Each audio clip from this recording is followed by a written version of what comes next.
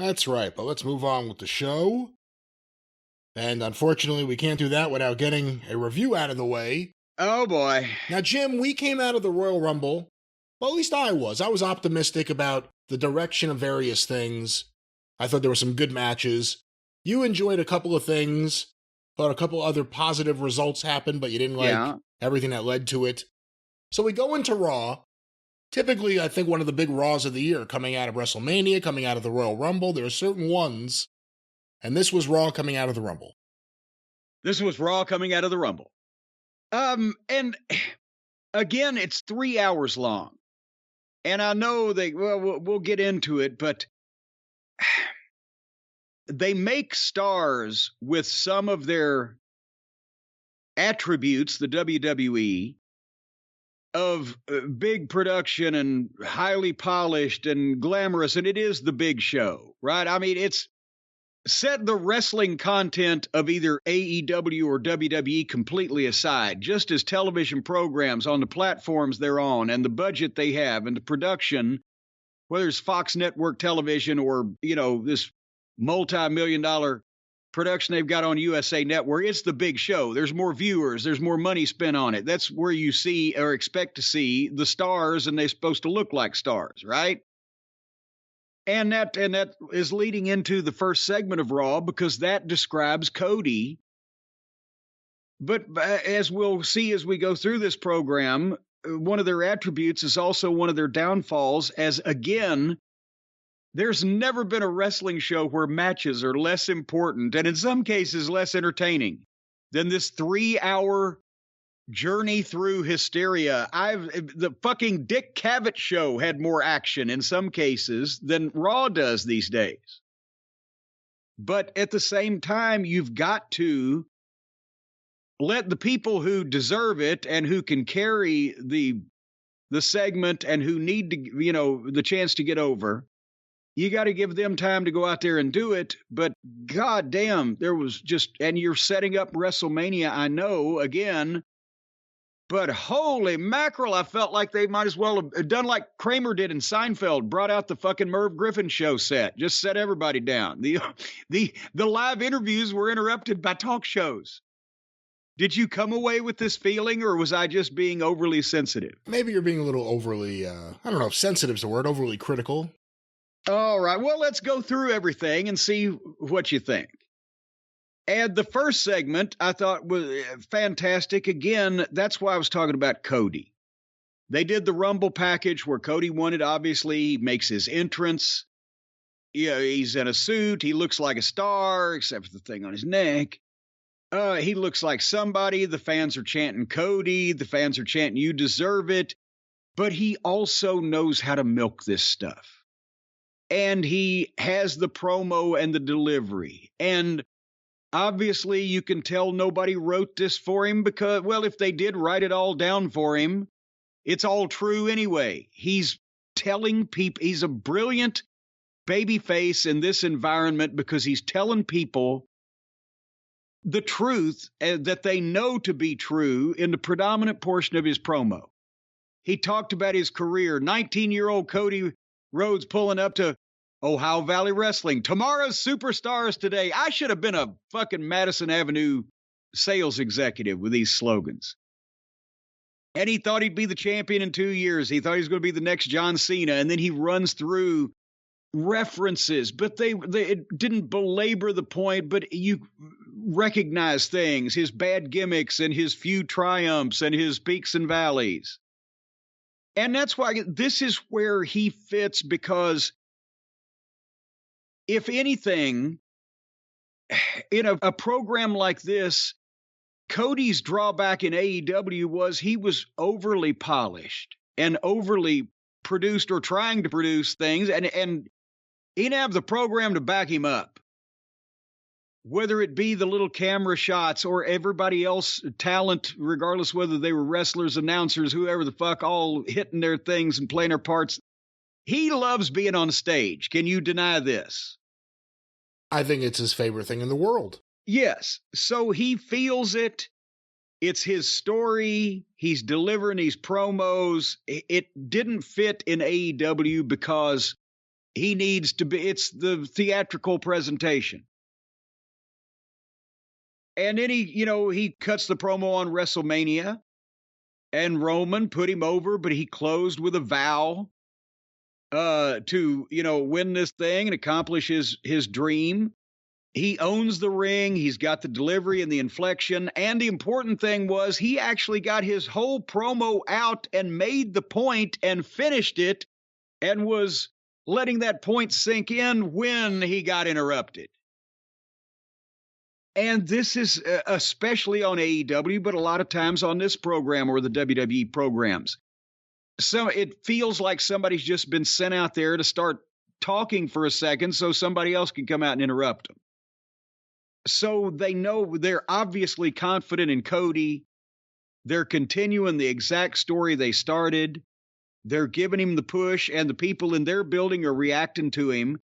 And they're not fucking cutting him off they cut him off in effect after he was already finished anyway, so they could do the business of this television program, but it wasn't at the expense of building the bigger story and making him look good. And then he wasn't attacked and, beaten and cuffed about the head and face and fucking pissed on and had, fucking slime dropped on him or whatever. He was confronted by a bunch of heels in the entryway, and they did a back and forth promo, which was Judgment Day. And they were pissed because Cody ruined their Rumble plans, and Rhea won the women's Rumble, and old Dominic said he was supposed to win the men's Rumble. And did you notice? You watched this program, right? I'm not alone here. I did. I watched it. All right. Very good. Did you notice Dominic started his thing, and then Balor spoke? But when Balor spoke, Dominic came back in and answered a question that he hadn't been asked yet. And then Balor quickly asked, that's right, you got his mask or whatever the fuck. Guys, I know Dominic, he's had a lot of oomph, but this one wasn't one of his better ones because he seemed like he was transfixed being out there. He was not comfortable. Maybe it's shit they told him to say at last minute. I don't know. But a good hint for anybody doing live television as a wrestling talent of any kind is, even if you think you know and you've gone over in the back what everybody's going to say, and this wasn't a big thing, nobody really would have picked up on it but me, but it's a good teachable moment, as they say. Even if you've gone over everything you're going to say with everybody in the back, there's a high probability on live television and wrestling that somebody's either going to forget, branch off, think of something else, say something different. Don't go by what you prepared in the locker room as anything more than a guideline, and listen to what everybody says. Because I've seen guys put in some really stupid positions where they reacted to something that was insignificant when somebody just said something far greater. Like, well, I beat you last week, and by the way, your mother sucks donkey dicks. What do you mean you won that match? Anyway, so Priest sounds great. He's got a man's voice, and Cody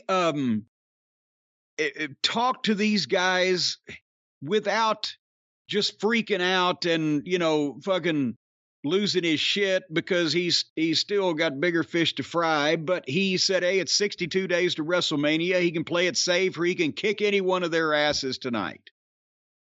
And so we get Cody later on versus Balor. And it was a 14-minute promo. Cody's part alone about 10 minutes. The Judgment Day interaction a little because I think Dom needs a little more comfort level yet.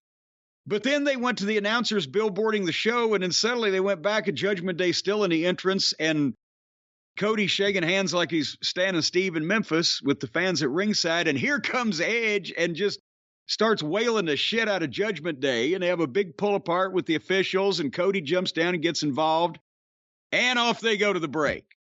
Of course, that's always it. Whenever there's a sporting event going on, as soon as a riot breaks out, that's when they go to commercial.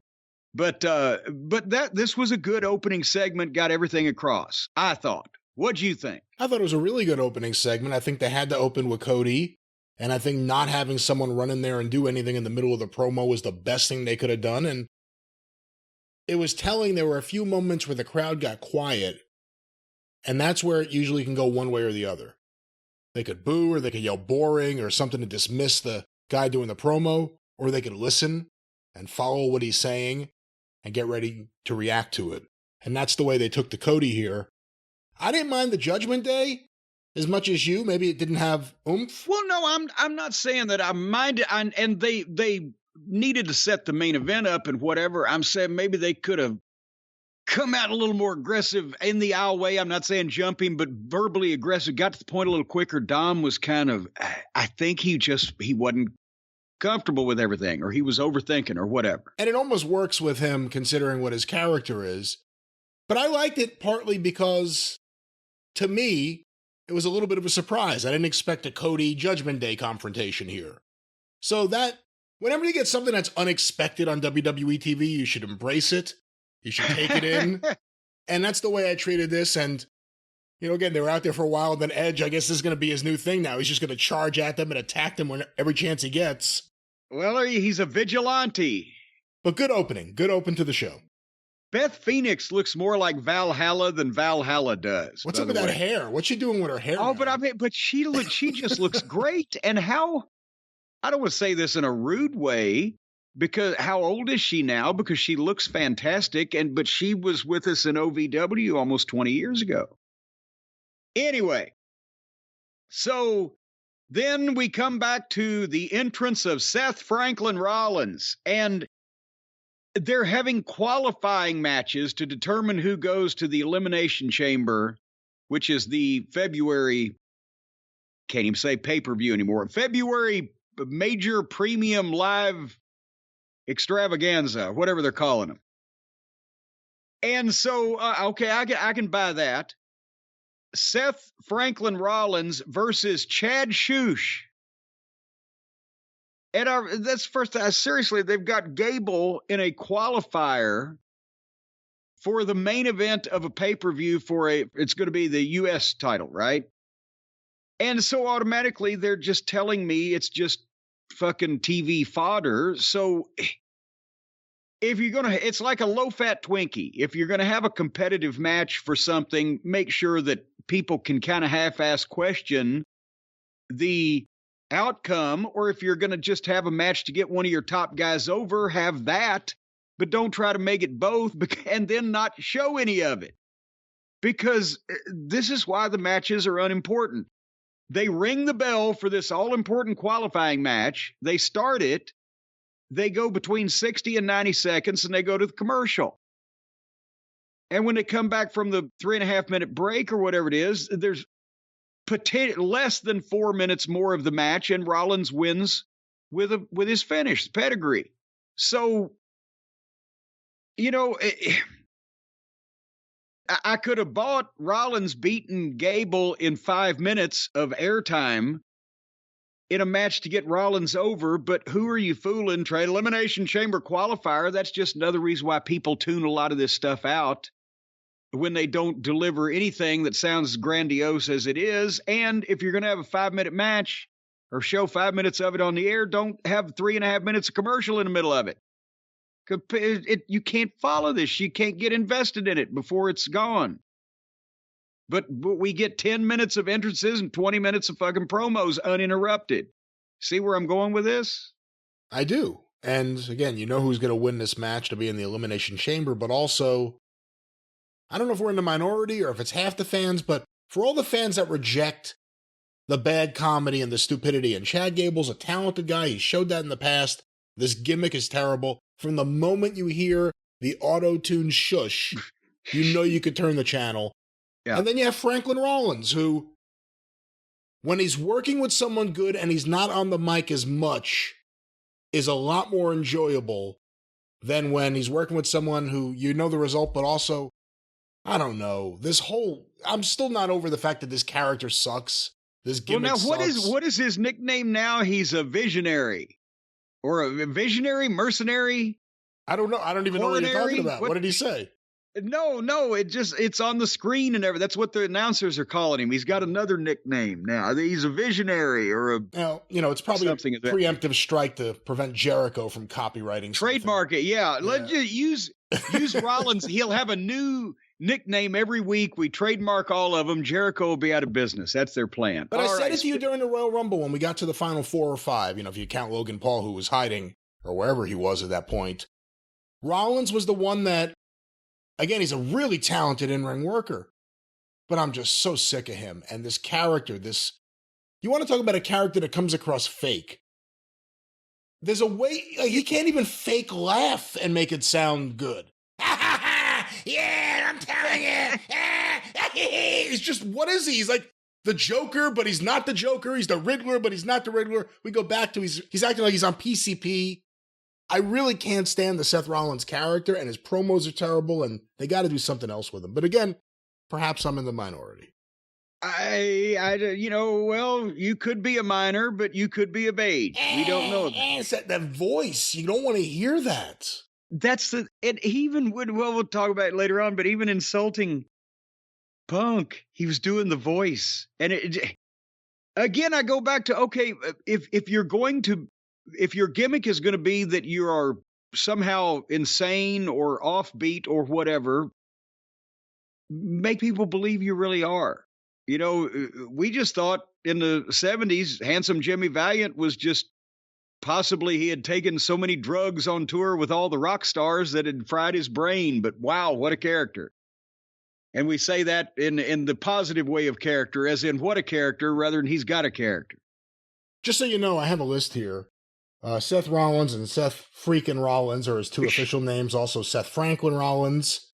There's the Messiah, the Visionary, the Kingslayer, the Architect.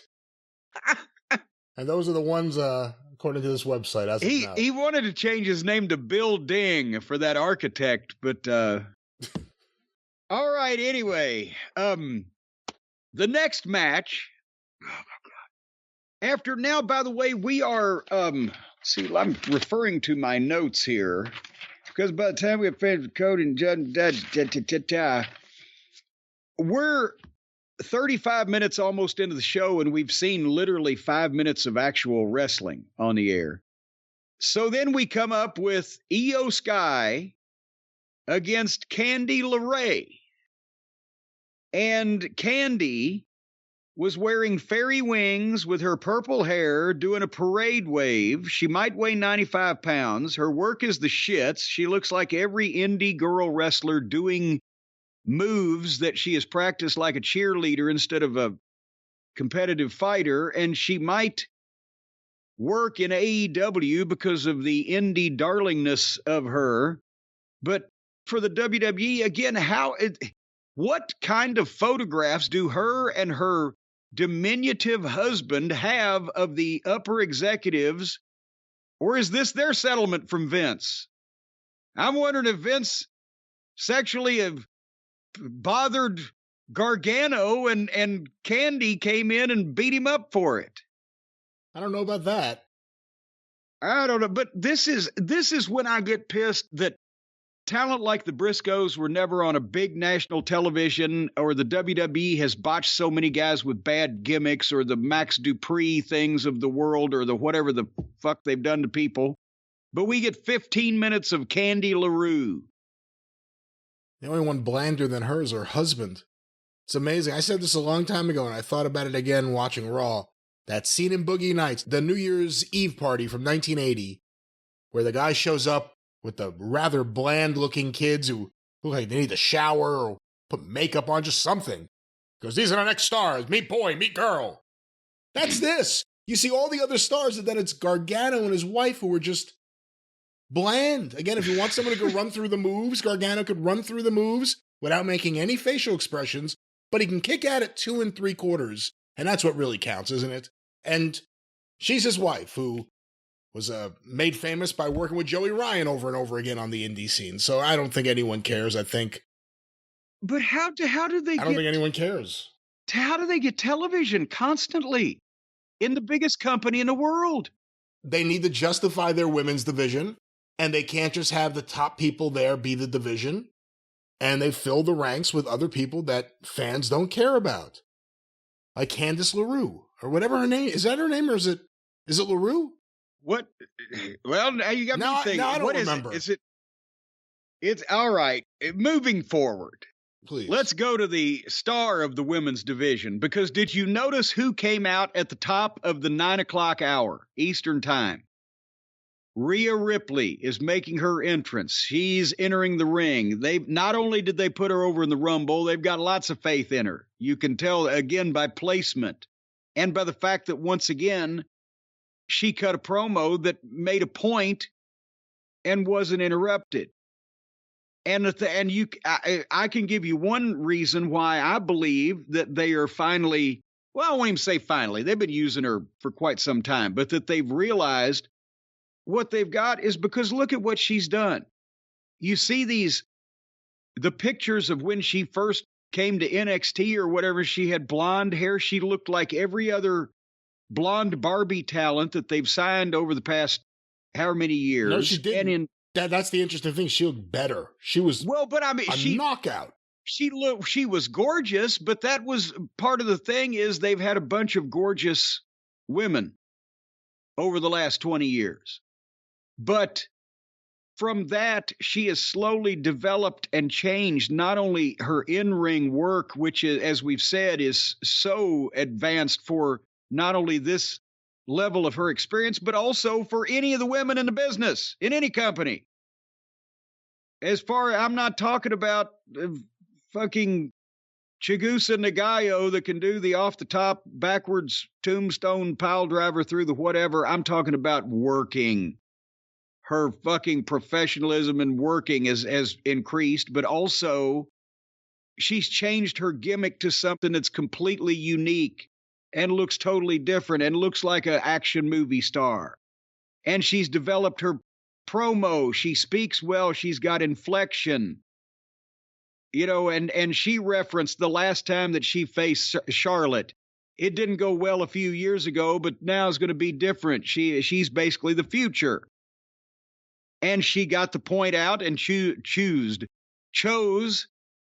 Charlotte for WrestleMania for her title match, and got the fucking promo out and made the point and with no interruption, and it was done to get talent over. So this was a great interview segment, just like Cody's was. But however, we're establishing a pattern here over the course of the whole program. I don't know what of this delicious buffet you might have taken out, but anyway, what'd you think of our girl Rhea? Good promo. I actually want to ask you more about the decision here, the booking decision. You have a babyface Charlotte. You have Rhea, who it'll be interesting if people will keep booing her if they start showing her more in actual action in the ring as opposed to just being with Dominic and causing trouble with the Judgment Day. Would you have gone with Rhea versus babyface Charlotte? You got to figure Rhea finally gets her big win over Charlotte at WrestleMania, or would you have gone with Rhea and Bianca Belair, the two young stars that came out of NXT at the same time? No, that's part of the reason.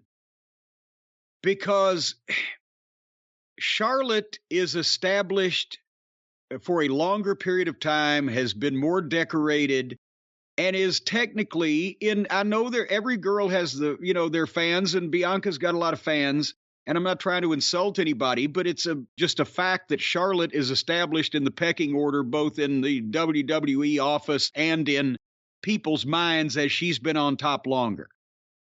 And if you're going for a passing of the torch type of thing, you can't do a lateral torch pass.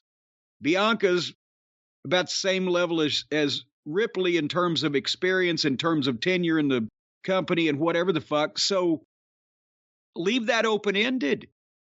And there's no bigger fan of Charlotte's work than me, and she absolutely positively does need to do the job for a heel Rhea Ripley at WrestleMania, because that kind of begins a passing of the torch to the newer generation, and then we can sort out in WrestleMania what's next year, 40 and 41 and 42. There's plenty of time for Ripley and Bianca when we haven't shot that.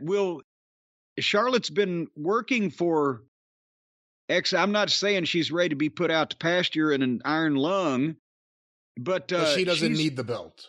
She doesn't need the belt, and she's who knows, in a year or two that we might have that WrestleMania match with Ripley. If it wasn't this year, she might get injured again, or has she hit her athletic peak? Is now the time? Yeah, I don't want to say she ain't getting any younger. I mean, do that now. You've got more time for Ripley and Bianca. Don't answer that question before people are demanding it. But this will be a big step for Ripley. And also, I believe it'll be a better match because Charlotte's probably going to, not only is Rhea's work great, but Charlotte's probably going to lead it. And as long as there's no, outside the ring issues between them, they'll probably have a better match at this point than Rhea or Bianca would with each other. I think it's going to be really interesting between now and WrestleMania if Charlotte can stay a babyface. I think that actually is going to be a tough thing to overcome, not even just in the match itself, but leading up to it. But with that said, just like we talked about with Cody, yeah, it seemed like the logical thing. Everyone thought, yeah, Cody has to win. And he did, and it was the right thing. You didn't have to swerve people. Same thing here, right? Rhea has to go over Charlotte after the previous. Yes, and I mean, I'm not just talking about, just picking her up and throwing her down and fucking standing on her face 1, 2, 3. It can be, as long as it is a win, there can be, the heel or the babyface can always be screwed. And I think Charlotte will be a babyface, but people are going to get into Rhea as they already are, but they're not going to, I hope they wouldn't knee-jerk react to that by just, okay, well, we'll make her a babyface, blah, blah, blah. No, let them cheer the cool heel Rhea Ripley in that group, because Dominic is still going to fucking have some heat, because he's presented as a dislikable individual. So don't monkey with that right now. And Ripley can be a heel and beat Charlotte, but beat her in a heel fashion. It does a lot for Rhea. Charlotte is not the end of her career, and off we go. All right. Anyway, speaking of off we go, another Elimination Chamber qualifier. Maybe now I know why these matches aren't important. Baron Von Corbin with JBL against Johnny Sameface with Dexter Lumis in his corner. And a 1 foot and 75-pound size difference. It looked like a bald, tattooed up biker beating up a male cheerleader from middle school. And again, if these were just 5-minute job matches to get Baron Corbin over, fine. Or if they're going to have an Elimination Chamber qualifier, maybe we buy Johnny Sameface in the Elimination Chamber more than even Shush Gable, but still that makes it a joke. And these matches are competitive, but they still have a break in the middle, so that disrupts any flow they have. Again, when I was writing formats and or people I learned to write formats from, in Ring of Honor television, we only had an hour. So you're limited in terms of number of matches you can have anyway, and you're going to have to take a break if it's a long match. And so you want to give people a main event. And with Ring of Honor, a lot of times we'd start with a good match, two segments, and we'd end with 1-2 segments, and then fill in the middle with the interviews and what, matches we could. Or in OVW or in Smoky Mountain, I would often have 2 or even 3 segment main events. But you've got to establish somewhat that you're going to try to carry as much of the action as possible, even with your commercial commitments, as any sporting event on television would. And yeah, they go to commercial into car races because you can't wait 5 hours or whatever. But point is, you can always do things like get the entrances out of the way, have the introduction, and build the anticipation. And before we ring the bell, we've got to take a break. We'll be right back with the start of this contest. And that's another thing they don't do is pitch to the breaks. I hate being disoriented. They just assume that all of their viewers will know we didn't, even when we don't say anything, we just go to black. This match is still going on. Well, with this other screwy shit they do, maybe they don't all know. And they find something else to do in the break. There were times during the Rumble I thought they were going to go to a commercial, and then I had to remember there are no commercials because they just, the way they set it up, he's on the floor and he's hurt. That's a commercial on break. Television. That's normally where it goes to. What you try to do, I always try to, if we had to break up a match into two segments, the natural place to do it is the heat spot, where the babyface has got the people up as far as they can at this particular point, and suddenly the heel has cheated and jerked the rug out from under him, and the momentum has been changed, and people are, and that's when the announcer can say, oh my God, Brian Last has turned the tables on Jim Cornette. Cornette's in jeopardy, folks. Can he pull this thing out? We've got one more timeout. We'll take it. We'll be right back. Stay with us. Build the, oh my God, what's going to happen? Instead of, he's on the floor and now everybody's standing around. Just the way they go to commercial. Gargano's hurt. Raw rolls on. What? Yeah, Raw rolls on. Rolled right over the top of him. But, and sometimes with these break spots now, they're just, a backdrop. This match continues. What? But sometimes when they just don't say anything, it's just, he's hurt and he's on the floor. And then commercial just out of nowhere. Hey, you and I have always disagreed about JBL, but I can't take anything away from his talent. That said, you tried to justify, I shouldn't say that. But you gave it a chance, the idea he was going to manage Corbin. Okay, I don't like Corbin. They're putting him with someone who's established, who could talk, who can get heat. If this is the way they're going to use Corbin, is it worth having JBL out there for this? And flying him into TV for this? Well, that's for the first couple of weeks, they had JBL coming out and doing a minute or two to rile people up and then introducing Corbin. And that was good. But then, now he just comes out with Corbin and we're back to the fucking thing that Corbin looks physically, cosmetically ridiculous and has been uninteresting and or stupid and goofy in his presentation for so long that I just don't give a shit. So we're back to that. Who won this match? I forgot to watch. Gargano. What?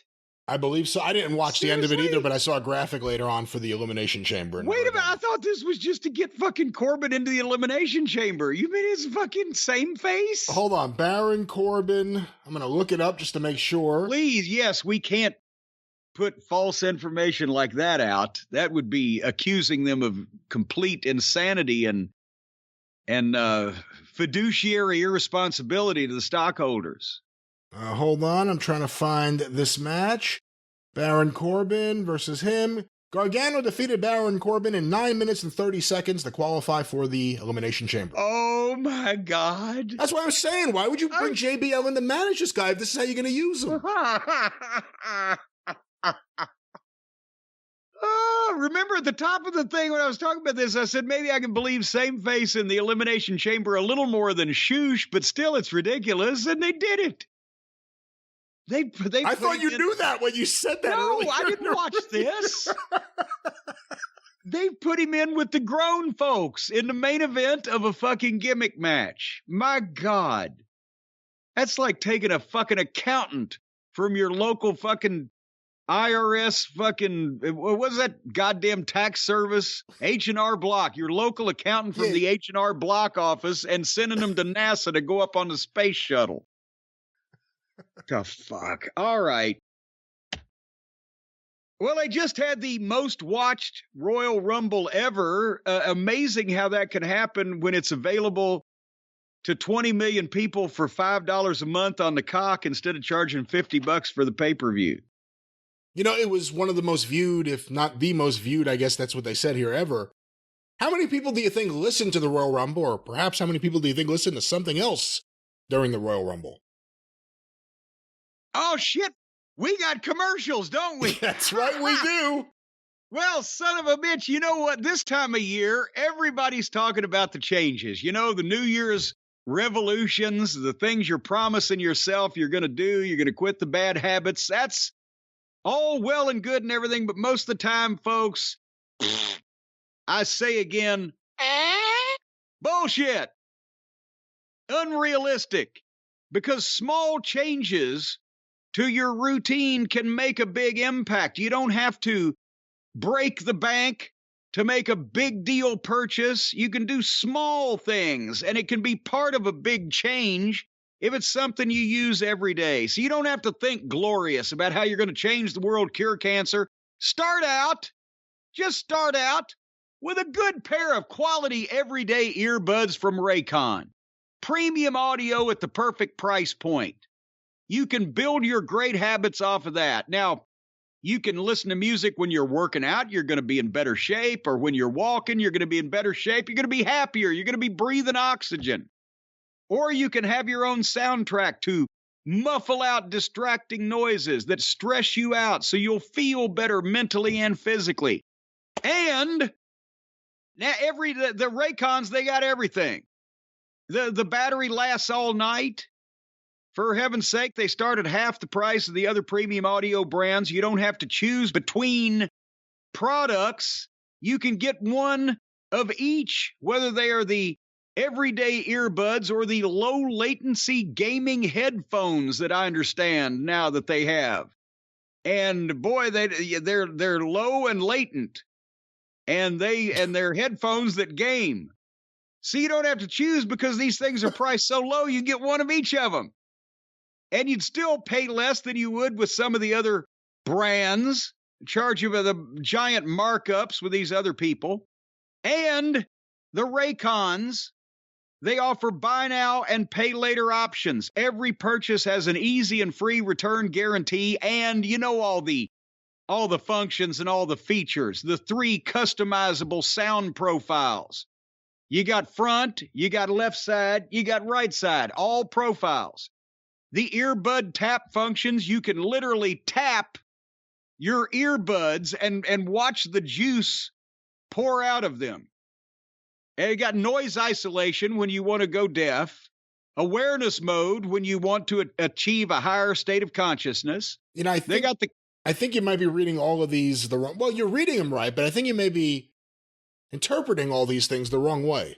Are you trying to pervert my interpretation?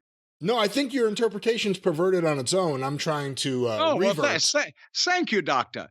The customized gel tips, they got the perfect, comfortable in-ear fit. The gel, watch out if you're near the equator. Once it gets up to about 140 degrees, that gel will melt right to your skin and provide an impenetrable seal. Again, that's where you take it too far. There will be no melting of the gel that you have to worry about in your ear near the equator. Unless you stick your head in an oven. Then you got bigger problems. Don't do that. Just don't do that.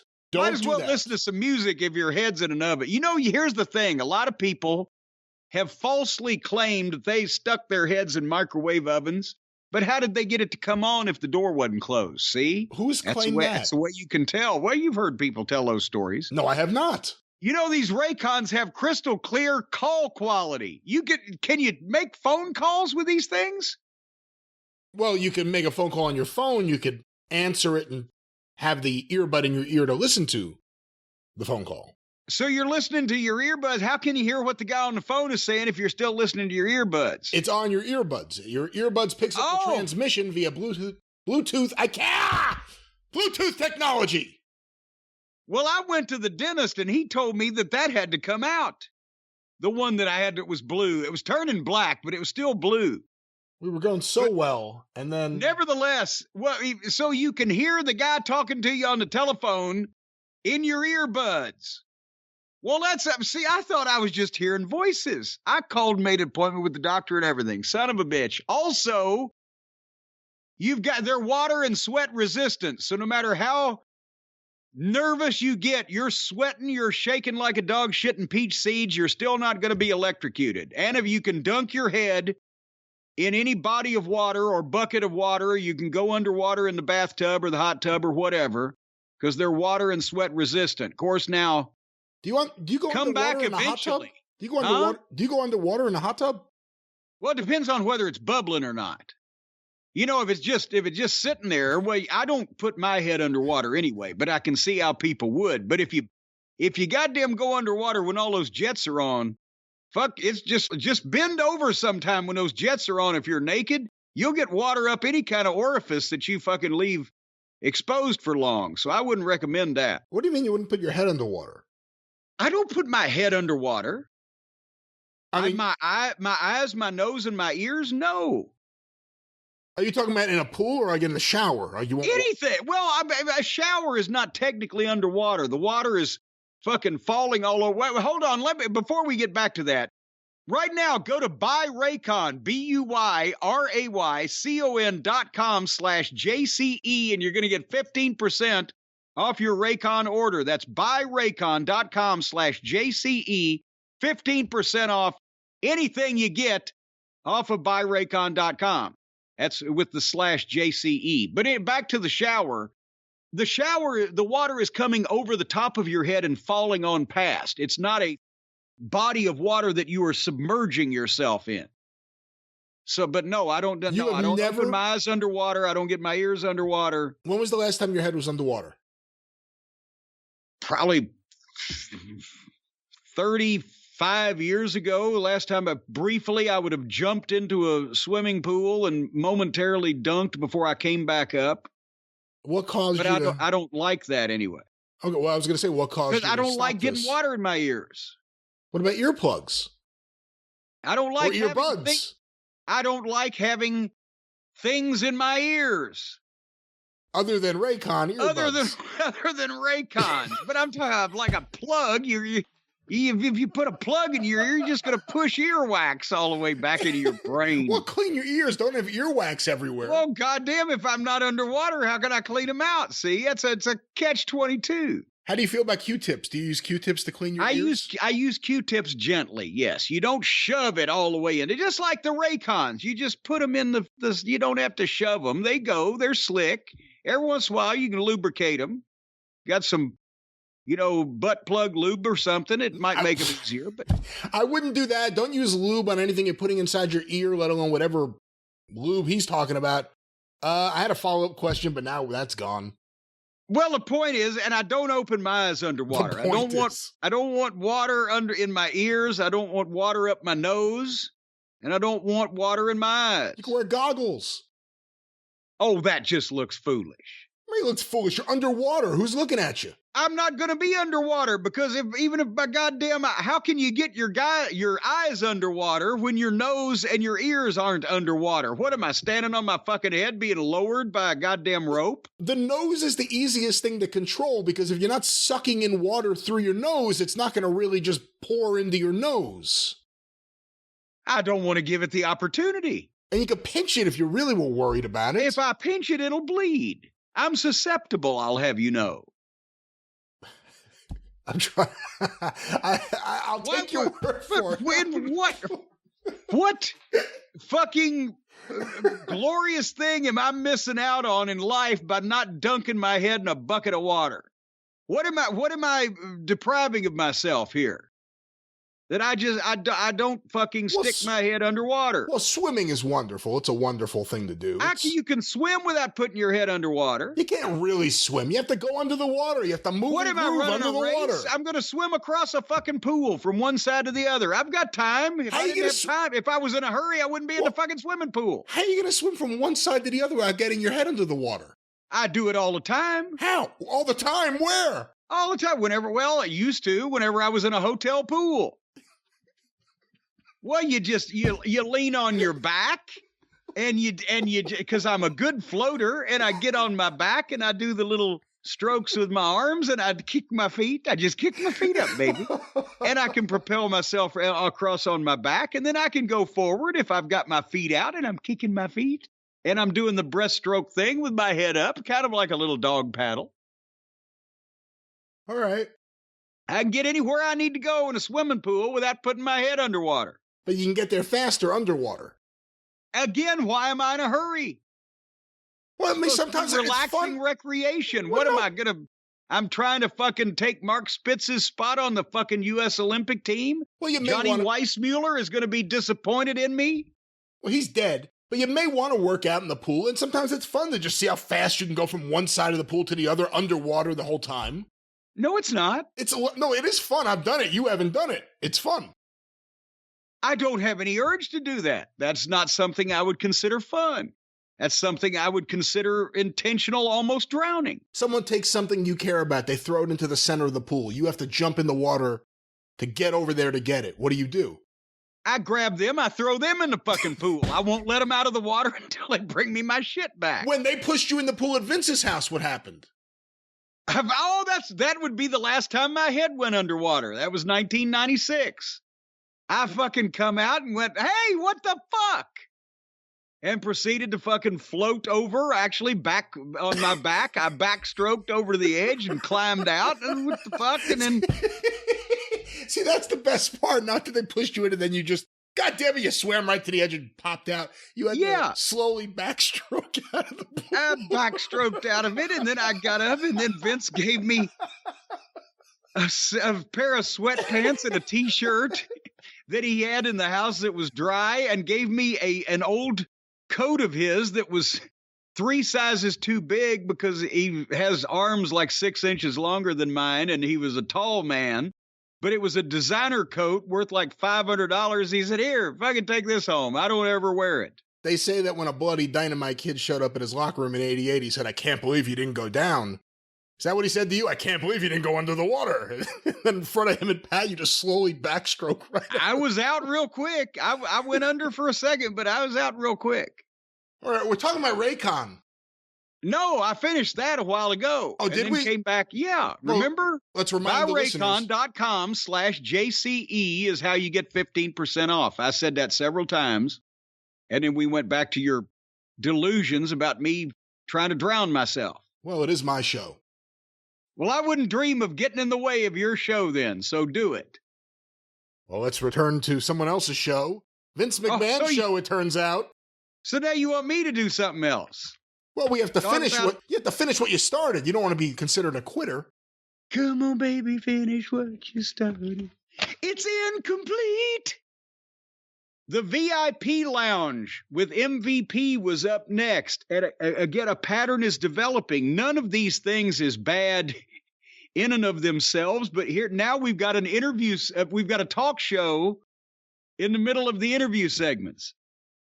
But here comes MVP, by the way, is dressed up as he always is. He looks good. They've got the couches in the ring. It is the Merv Griffin show set. Actually, it looks better. They spent more money on it. And he introduces Austin Theory, and here comes Theory out. He's not wearing a suit, but he's wearing fashionable clothes that the young folks wear these days. Everybody on this program, they're making an effort to portray them as a star, sometimes even if there's not a lot of content to the person they're trying to portray, but the good ones shine through. And Theory comes in, and they're automatically doing the friendly adversary thing, where MVP's kind of rolling his eyes at Theory's snobbishness and arrogance and pomposity. And, Theory, I used to watch the MVP or the VIP lounge when I was a little kid. But now I'm here to make it and you relevant again. We ought to get rid of the VIP lounge and call it the VIP lounge with Austin Theory live or whatever. And, of course, MVP says after the Elimination Chamber, Austin Theory may not be live. And, again, this was better than the matches that they've shown us. But it started getting long at this point, I think, in the show that everybody's talking. And this was a little, they made their point and then sat a while and stewed on it. Finally, MVP took up a little bit for Lashley, and Theory threatened MVP and says, Brock's going to end Lashley. And then, of course, Lashley music. And he comes out and beats up Theory, but at least this time, as he turned over the couches and shit and was trying to get room for the execution of the spear. And when MVP used his cane to kind of pick Theory up like here he is, right at the last second, Theory pulls MVP in front of Lashley and Lashley spears MVP. So that was a miscue. And there was a good ending. There wasn't anything wrong with this interview segment either, except I said they may have gone a little bit long with the friendly verbal jousting, but there's a lot of talk here so far. Your thoughts? I agree this went a little long, although everyone did a good job. Well, MVP and Theory did a really good job in their talking. You know, Lashley to me is missing something. They never should have broken him up with MVP, but I can't keep saying that even though I do. But he's missing something, and he's not a natural baby face when he had the group and the manager and the heelish demeanor and etc. You could build his incredible physical properties. But as a babyface and talking for himself, and when he didn't like Brock. When Brock would come out and destroy a ring full of furniture and stuff like that, you would see he was enjoying it. There was glee in his face as he's wrecking shit. That's the charisma, the magnetism of the personality that draws people into liking it. You can send some schlub, and I'm not saying Lashley is a schlub, but you can send some schlub out to throw furniture out of the ring and nobody gives a shit. With Bobby, he was doing it, and he's impressive doing it because he's big, but he wasn't doing it out of he's lost his mind. He's either not sadistically laughing about it or fucking ragingly mad. He's just doing it. You know what I mean? Yeah. So there we go. But other than that, Theory showing more and more confidence on the mic. Swami barking at Amazon, but Theory showing more and more confidence on the mic. Are you sure Theory wasn't barking at Amazon and Swami's more confident? I'm not sure. Swami definitely has an abundance of confidence. So the next thing we saw on the program was Miz in the ring in a suit for a long promo, complaining about all the things that he's been screwed around about lately.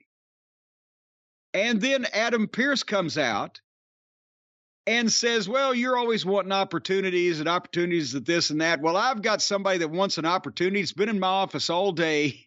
And here he is. And I'm thinking, okay, Rick Boogs. Oh, my God. This was the guy that was the annoying sidekick of one of the Nakamura.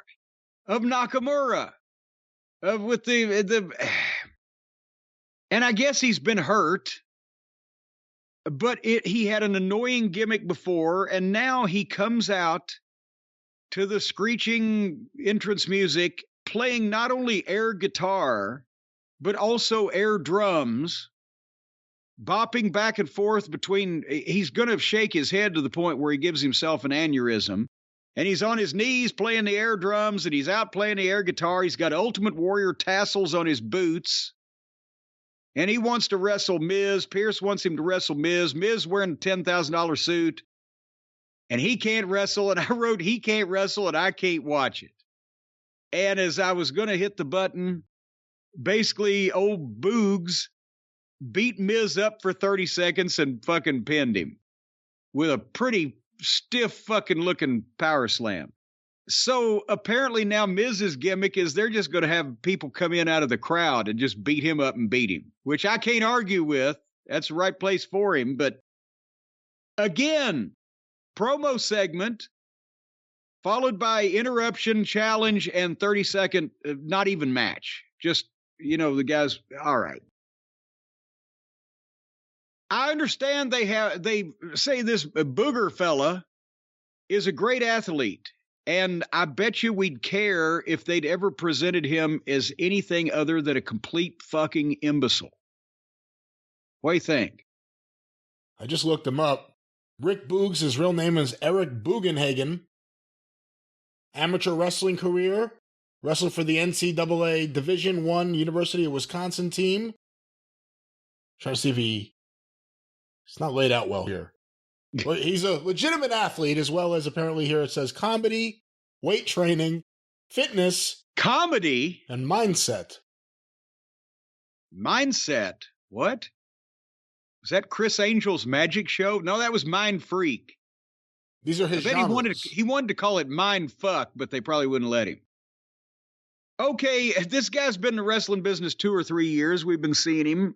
Compare that, similar background, similar size, with what Bill Watts and Dusty Rhodes did with Rick Steiner.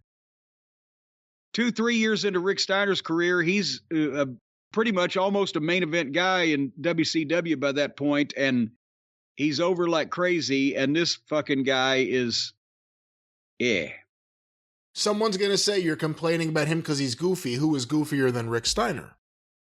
But the problem there lies in that Rick Steiner was basically a badass mental incompetent that was goofy for real, but could also kill you with his bare hands and could work his fucking ass off.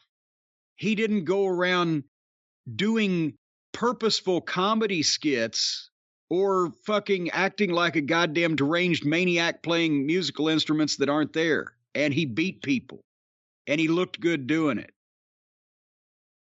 That's some of the differences. And he had personality that was allowed to be seen. Well, we'll see what happens with Rick Boogs. You know what was next?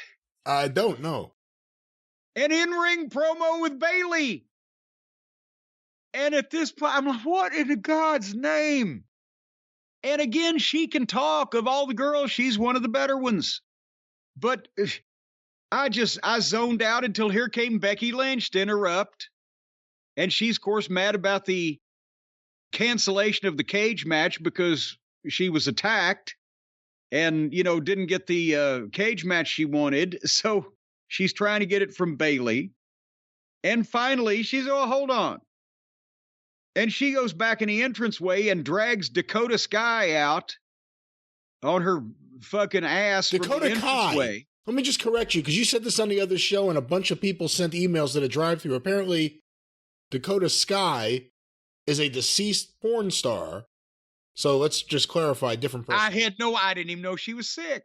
I didn't even know there was a porn star named Dakota Sky, to be honest with you. So, but a lot of people, a surprising amount of people got in touch after the Royal Rumble review to correct us on that. So which one was this that got drug out here? Dakota Kai. Well, Dakota Kai got drugged. Looked like she fell from the sky because she was out of it. And Becky threatened to Pillmanize her leg, had her chair on her leg, and then she picked up the chair and she was just going to Paul Bunyan or cave her skull in until Bayley accepted a deal to have the cage match next week. And so Bayley said, okay, have we not seen this lately? Somewhere it seems like we have. They pull out, well, here, I'm going to kill this fucking person unless you say okay. But that lasted a few minutes. What'd you think? It's all right, I guess. I really liked Becky Lynch before she went back to just being the man exactly how she was a few years ago. I kind of was getting into the metamorphosis of big time Bex. Yeah. And now it's just like, oh, I'm back to doing what I was doing. Well, because Flair's not mad anymore. Right? I guess. So they can do all the, I don't know. Anyway, so I bet you're thinking, were there any matches on this program? Well, we're about to talk about one because coming up, it was Dolph Ziggler against Bronson Reed. And again, I'm okay. Remember Bronson Reed? I'm a fan. Modern day Crusher Blackwell. Big guy does that great convincing splash. And Dolph Ziggler, I've been a fan of. What amazing, just animated worker. And he can get something out of most anything.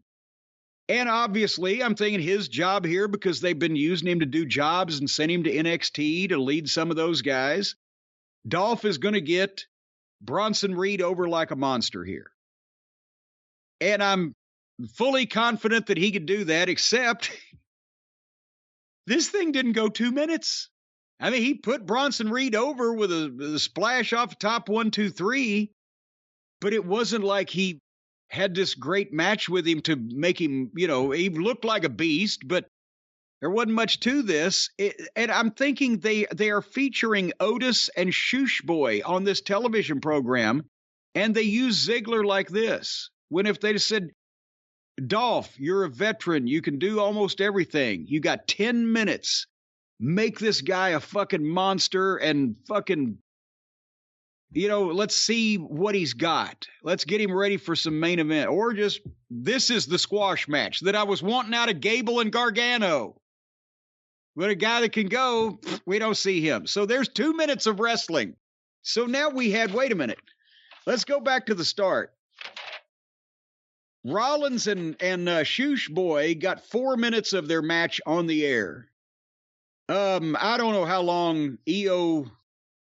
Now, what's her name? Io Kai? No, she's Io Sky. Io Sky and she used Candy to be, LaRue. What did she used to be? She used to be Are You Blue? I don't know. But she's the different last name. I don't know how long that went, but it wasn't wrestling. Corbin and Same Face, that wasn't long. And now we get 2 minutes of Dolph and Bronson Reed. All right, and now it's time for the main event. So, and the main event, Cody and Balor, our least favorite Judgment Day member. I'm sorry to be so hard on him, but he doesn't fit. He's like the fucking kid running around that doesn't fit in that group. But this main event that they set up in the opening segment in a 3-hour program, by the time they get in the ring and ring the bell, we're 15 minutes till the end of the program. They blew off so much pyro, the smoke looked like they were wrestling in a fucking fog bank off the coast of San Francisco. And they went 1 minute and went to the break when they just got started. And again, that's another way you can tell Vince McMahon was not at Raw, by the way, though, that pyro smoke in the building. You would have heard him screaming from the gorilla position. I remember one time when Raw was still doing small buildings in the 90s, and we went, I can't remember where it was, but it was a smaller building, and they blew off when they'd started doing pyro, and it was in its elementary stages. They blew off so much shit. The boys couldn't find each other. It was live TV, and the boys couldn't look across the ring and see each other. And Vince, I've never seen his face, his eyes. He looked like the Mr. McMahon gimmick. God damn it. And they were sending building people to open fucking garage doors at the back of the building and try to fucking get a breeze in there. He was fucking hot. Anyway, back to what apparently was a match. We just didn't see much of it. We came back from the break after seeing a minute of the match, and Balor had started some heat on Cody. And then Cody apparently realizing, because Cody's he's so smart. I guarantee you he looked at the TV format. He saw what they were slotted for or the time, and possibly they cut the time on this as the show went on. I don't know. But he did a deal where in this middle segment, because they're about to go to another break, he made a bit of a comeback, did a deal where he ducked Priest and dumped him over the rail and beat up Dominic on the floor, got back in with Balor, and Balor stopped him again, and they went to another break. So every time, that was in 3 minutes. So every time that they're on the air, Cody's doing something to try to hook the people and keep the people involved in this thing, right? But now they've started the match, went to break in a minute, come back after 3.5 minutes. We get 3 minutes of action. They go back to the fucking break. And they came back from that break with 5 minutes left on the air. We had seen 4 minutes of the main event. And Cody, boom, then ends up down on the floor, and the rest of the Judgment Day, Rhea and Priest and Dominic are menacing him. And suddenly Edge comes down to the ring. He gets a big fight with Priest and Dominic, and Beth spears Ripley, and there's chaos going on. And Balor misses a double stomp off the top, and Cody hit 3 crossroads in a row, 1, 2, 3. With 2 minutes left on the air to replay the way that Cody won and see him celebrating, which is what you're supposed to do instead of AEW where they go off the air 10 seconds maybe after the fucking finish. But as a result of that, we literally saw like 7 minutes maybe of in-ring competition on the main event of this program. So, and it was the right finish. They did the right thing, and it was exciting at the end. But that's why people are tuning these fucking matches out, because they have marginalized and made them unimportant. And also a 3-hour slog where everybody's talking. This was the only Raw I've seen in a long time where they actually had 3 or 4 good live interviews. But how much can you listen to with nothing going on? What do you think? It is amazing how much talking there is and how little wrestling. We just watched a pay-per-view and it was predominantly all wrestling. Although, I mean, well, I should say all action in the ring. I don't know if I would say all wrestling, but that's what it was. AEW, you get a lot of matches, very short promos in and out. Only a few guys get time to do in-ring promos in front of that crowd. It's almost like if somebody had the in-between promotion where you could actually see some wrestling and some promos and not be worn out on either one of them. I don't know. Call me crazy. I know they have to fill up time, but it's almost like they're trying to justify to themselves the need for scripts and writers. I've said that for a long time. They've gotten into a habit, a habitual pattern of the way that things have. They've drawn from the glory years of the big ratings when Vince insisted that we start with something strong with stars that's going to have a thread through the program and lead to the main event. And that at the top of the hours, you have somebody of some import coming to the ring or in the ring to do something or whatever the case. But now they've showbizzed it up and scripted it up to the point where it all just like it's the same thing every fucking week. People come out and talk. Someone interrupts them. They make a match. They go to the blah, blah, blah. They have 2 or 3 things they do through the whole program every week. And the matches become the most disposable of all of those things. Well, to look at just this show, and we could talk about its ratings actually in a second, but to look at this show and to tie everything together here at the end and that last match, the show opened with Cody Rhodes doing a promo. The show ended with Cody Rhodes versus Finn Balor. He just won the Rumble. It's his first TV back. What are your thoughts on the usage of Cody Rhodes here? Well, that's been, like I said, pretty brilliant because, again, I think their audience, the AEW audience, is mad because Cody jumped the, not the sinking ship, but the chaotic ship, because he went to the big show to do what he had wanted to do before when he had the chance. The chance became available. But this audience is taking to him, and it's something different for them because AEW has guys coming out and telling the truth every week, whether it's on their show or their press scrums or whatever. Sometimes the truth is provocative, and sometimes the truth is just as boring as they are. But you almost never get any genuineness, realism in the WWE, and they see, here's Cody. They know who his father was. They know the story. He's telling his story. He comes off, as I said, real because it's his story, and he's the showman, and it works. So, and he should be the first thing they see on the Raw after the Rumble, and he should be the last thing that they see somebody winning something at the end of the show. That's the way you get a star over. So this they're doing fine. And again, there wasn't a lot wrong with most of these interview segments. The Miz, but my God. He's okay. All right. At least he wore a suit. At least he wore a suit. Give us something else besides, Dakota or Io Kai and the Purple Pixie if you're going to short us on wrestling for the rest of the program.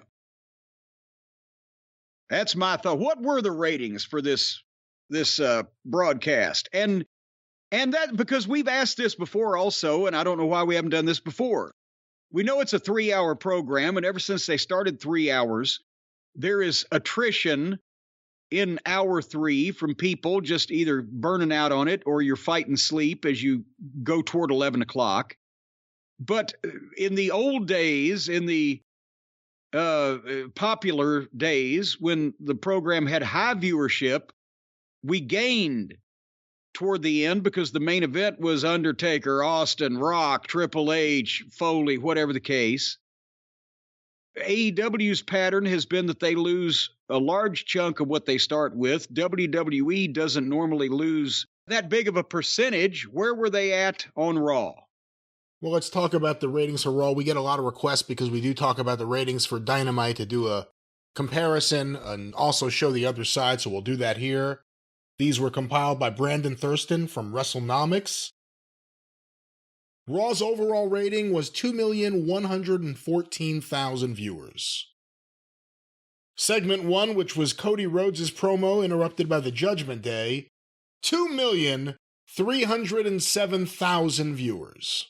Okay. So they start off pretty straight. And what is their lead in? I was about to ask you if you knew. What's the lead in for Raw? I don't know. Is it like Law and Order or CSI? Crime and Punishment? Yeah, one of those shows.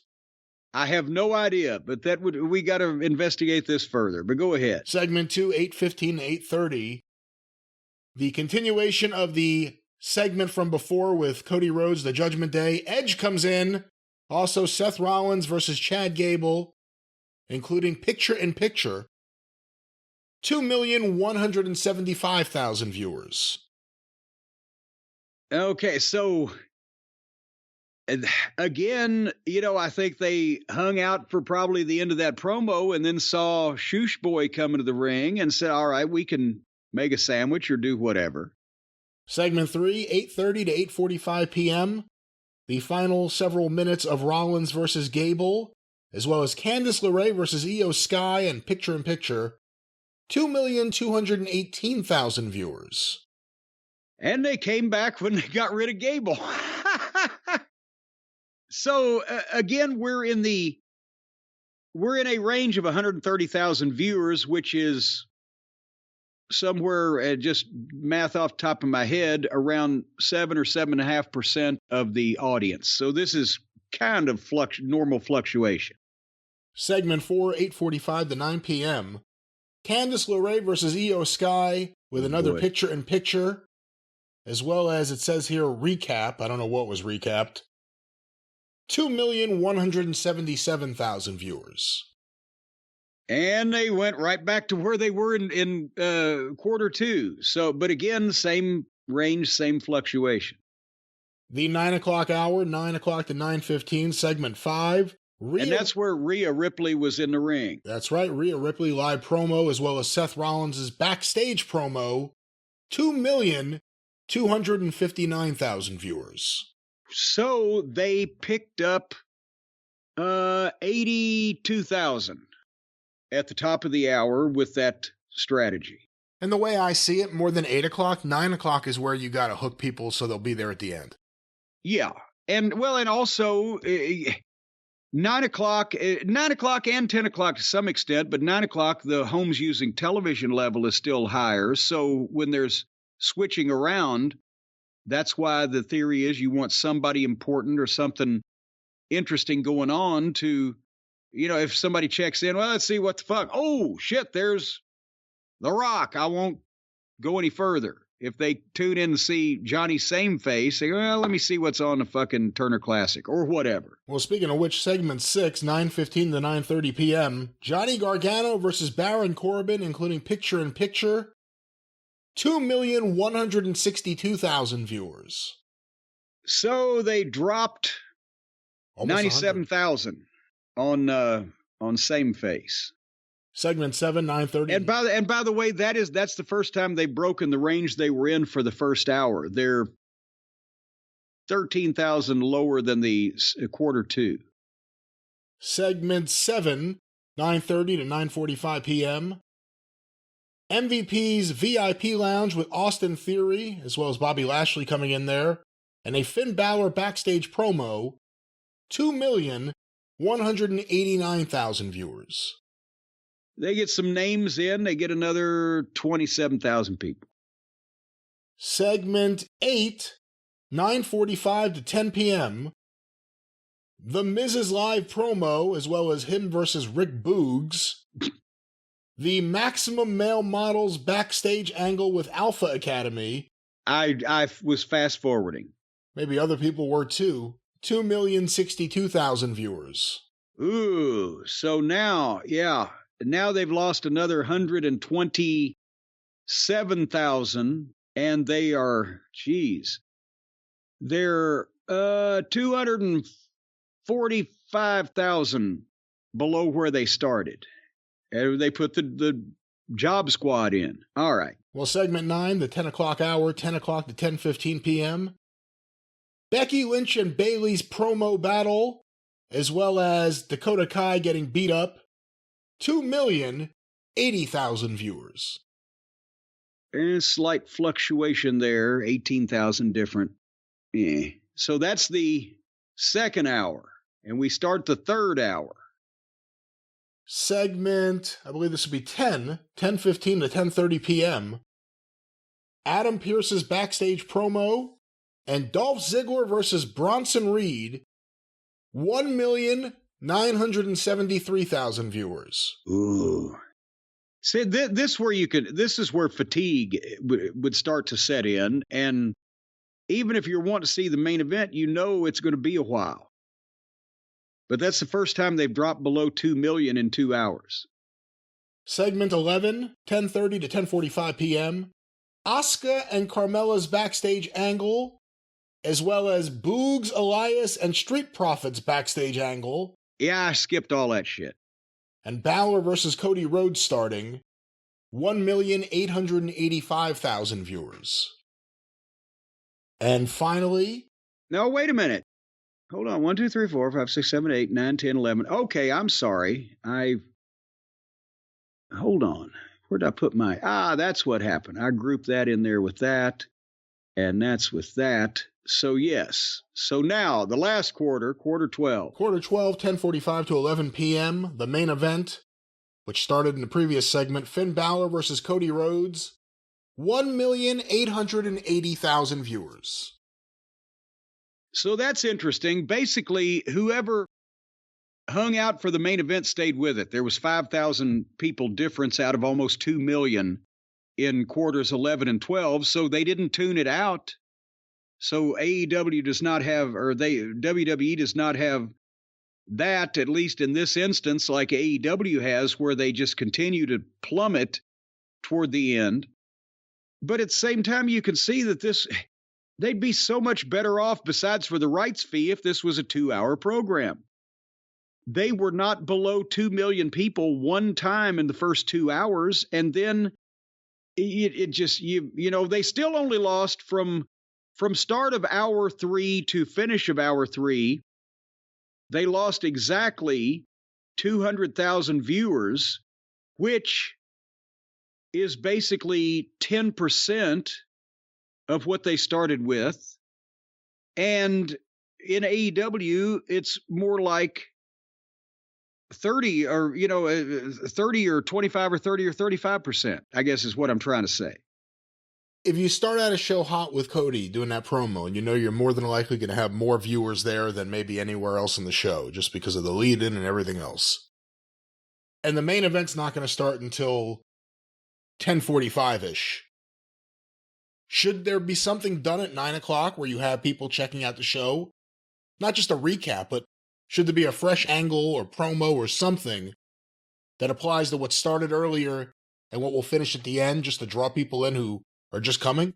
Yeah, well, remember, they used to do that. Again, there would be some... Here's part of the problem is, if back in the Attitude Era that everybody looks back fondly at, the thing that they would do to freshen up the statement that, and of course it wasn't 3 hours then, but the statement that was made in the match that was made at the beginning, in between the main event, there'd be somebody be attacked in the parking garage or in the locker room. Well, they can't do that anymore because they do it every fucking week, multiple times. Or some event would happen where a guy was going in with a handicap. Well, that happens constantly. They've shot themselves in the foot with doing everything they used to do all the time with everybody, regardless of their import on the roster, to the point where they, and so they they just flow shit. If somebody's out there, we'll let them just naturally flow into something else and we'll end this thing sooner or later. And yeah, so in 3 hours, people, if they weren't there at the start, and of course, there were more people watching the start of the program than there were at the start of the third hour, but maybe there were still some different ones. See, yeah, you're right, but there's how many different ways can you do the same thing they've been doing for 20 fucking years?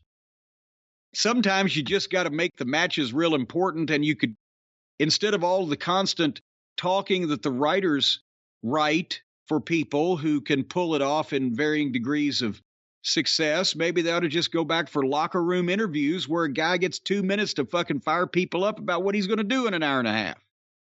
But I don't know.